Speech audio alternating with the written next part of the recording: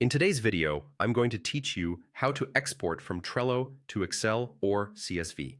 5 minutes. If you've ever needed to analyze your Trello data, share it with teammates who don't use Trello, or keep a simple backup, exporting to a CSV that opens in Excel is the quickest way to do it. I'll walk you through the process from start to finish, and I'll add a few tips so everything goes smoothly. First, log in to your Trello account. You can do this in a web browser or the desktop app.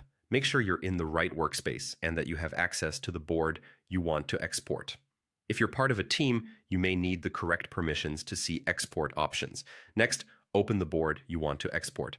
Take a quick moment to confirm it's the correct board by checking the lists and cards.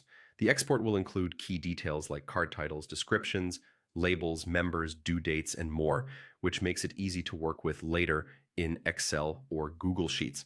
Now, look to the top right corner of the board for the three-dot menu. This is the board menu that gives you options for managing and sharing your board. If your window is very narrow, you may need to expand the window or scroll slightly to see it. Click the three dots, then choose Print, Export, and Share.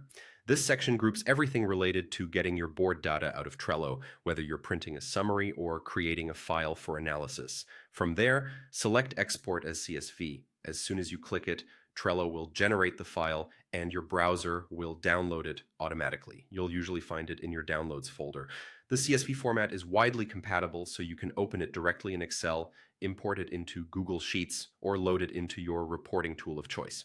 If Excel shows everything in one column, use the Text to Columns feature with comma as the delimiter to format it neatly. A quick note: if you don't see the CSV export option, it might be due to your workspace plan or permissions. Check with your admin or review your plan settings.